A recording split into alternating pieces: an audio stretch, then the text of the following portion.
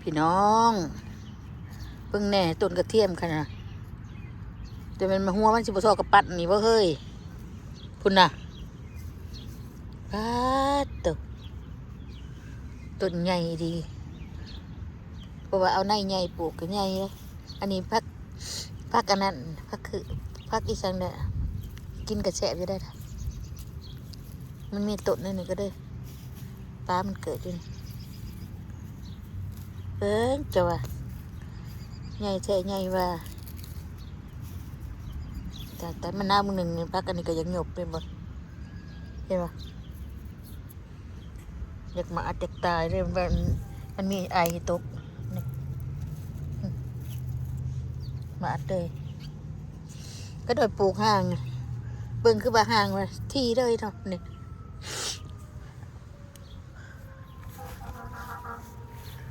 เป็นอย่างนี้แอมโบเลนมาแต่ตรงนั้นต้นนี้ก็เลยจนนั้นก็เป็นดอกออกได้นี่นะมีหมากมียังได้นี่หัวใหญ่ต้นใหญ่กับหัวใหญ่ต้นน้อยกับหัวน้อยกับบ่น้อยดีดอกกันน้อยอยู่บ่มีกระชิใหญ่อยู่ตัวนี้ก็มีสองคุณนะบ่เห็นได้ปลูกซับกันไปนี่ก็ดอยเอาในมันมาปลูกมาให้พี่น้องแถวนี้ห่างกระชิใหญ่อยู่มันห่างกระชิใหญ่อยู่ลองดูกระชิใหญ่อยู่หัวนี่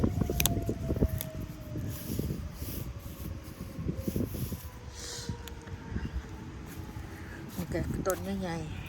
ๆตัวนี้นั่นมันขาดแต่บ่ได้คุดพี่น้องเนี่ยเป็นหัวบัดหัวเลยนะกระโดดก็บ่ได้แบ่งเลยแบ่งบ่ได้แบ่งมันก็บ่งาม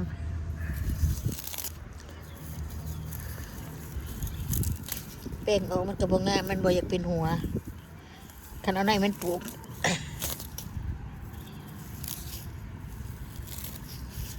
ดูนี่บัดหัวเลยนี่โรคแล้วมันขาดเลยก็เลยคุดเอาอันนี้นี่แหละผักกาดผักบัวนี่ผักบัวก็งามเป็นละออกทั้งน้องเด้อตัวนี้ก็หัวใหญ่เยอะนี่ใหญ่เราไปชมสารบ่ได้แกะออกเบิ่งดูต้นนี้ก็ใหญ่นี่ใหญ่ได้อยู่ชุดใหญ่อยู่รับบ่ใหญ่ก็แต่หัวใหญ่ก็มีนะพี่น้องคือจังซี่นะหัวใหญ่อยู่จำกับปัดอยู่นี่ก็จะเสียมาเอาเสียมขุดออกอยู่ตัวใดมันเป็นกอนี่สิขุดออกเอาไว้แต่ต้นเดียวเบิ่งเด้อปลูกนี่ปีกายเก็บได้เป็นกระซ้ำพุ่นนะพี่น้องดอกผักบัวก็งามเลยเห็นไหมพี่น้องผักบัวอันนี้บ่ย่านสนุกปลูกไว้กันมาดกไปตอนอื่นเนี่ยแห้งได้ขนาดมันจะไปปลูกกระเทียมก็ได้รกออกน้ำพาไปน้อยหนึ่งพอไปเชื่อหลอกมันนี่ก็เป็นได้เนี่ยไปบ้านนั้นเป็นผักบัวอันเบี้ยผักบัวเกิดขึ้นมาเก็บเอาดอกมันไปบ้านอยู่ผลจะเกิดบ่เลยเสียทิ้งไปเลยล่ะเพราะว่าใบตะหญ้ารกกินไปเลยมันนี้มีแอมโมเดนบนว่ะรถอุบัติเหตุบ่ดูไฟไหม้บ่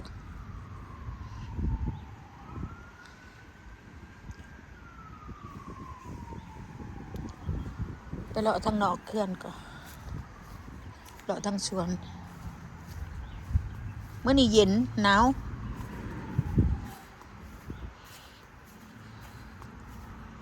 มันกกใหม่นี่งามยอดมันก็จะกินได้นี่มันเอาว่าอันนี้โมเมนต์เขาข่อยเขาบอกกินเขาคนอื่น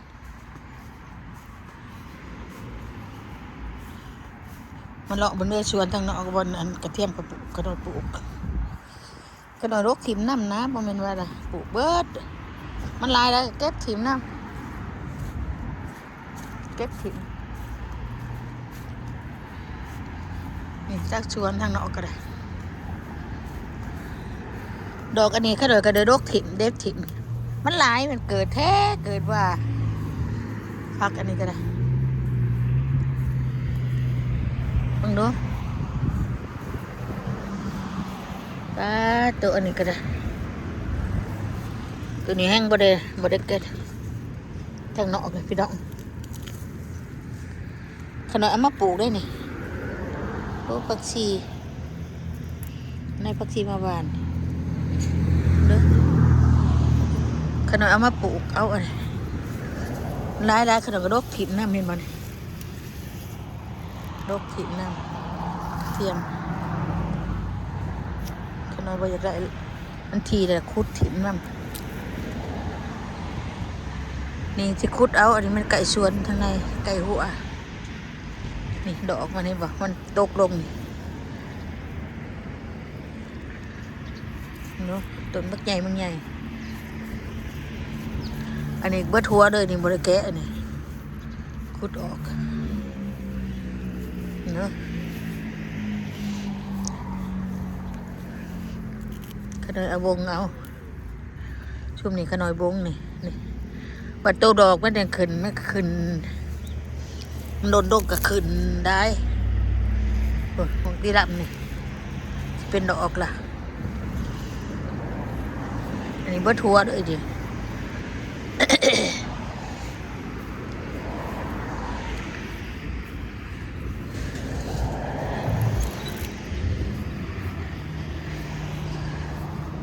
อันนี้ก็บ่เห็นนี่เบิดกอด้วยนี่เบิดหัวด้วยแต่สีดำสีหัวใหญ่อยู่นี่ก็ได้มือยันหยาเขาได้มาซักเอาได้นี่ช่วงนี้ห่างๆนี่ซับเอาในมันมาซักปลูกอันนี้พอเป็นตัดหยาเป็นตัดของข่อยว่า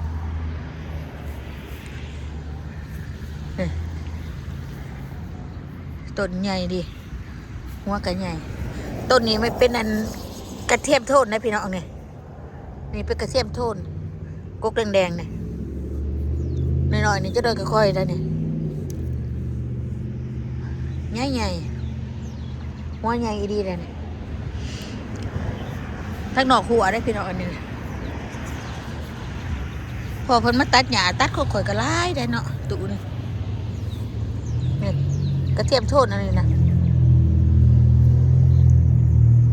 กระเทียมโทนนี่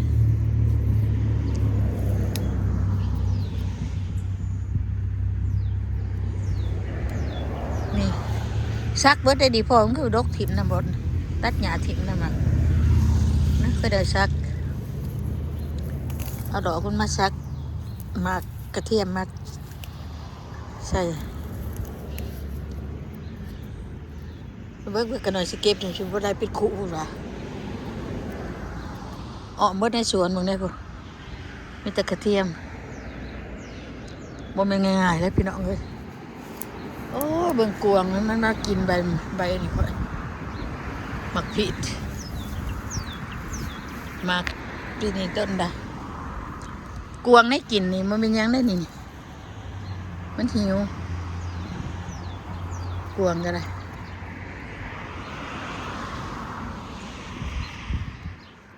นี่หมากกับกินถึงหมากเลยใช่ปะกวางมันดอกอยู่ทางนอกพี่รอไปรอมากินนี่ปุ่นได้สวนนี่คือมีแต่ต้นกระเทียมลายแถลายว่าพี่น้องอันนี้ตั้งเอามาปลูกตัวปลูกแน่ตัวบ่ปลูกแน่แน่นี่กระชักไปเบิดกับกูบ่ออกเบิดป่ะ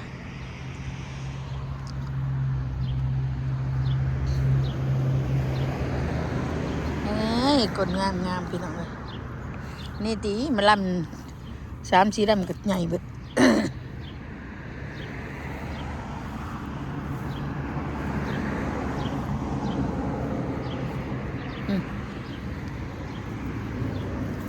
หญ้าอันนี้มัน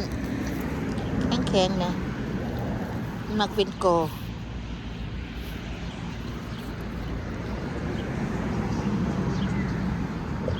ได้ดีแทงในหัวทางในหัวอันนี้หนอกหัวอันนี้นะซับไปซับมานั่นดำไปดำมาได้ทีวันนี้ มันติดวีเกนจะได้มาหาดอกหญ้าอันนี้หญ้าอันนี้มันเป็นเครือใหญ่ๆหลายพวกมันเป็นเบี้ยสีดกอ่อนอยู่มันกอใหญ่ให้ว่าซะกอใหญ่ๆอันนี้นะกอใหญ่ดีได้กอใหญ่แล้วก็แข็งอีกแข็ง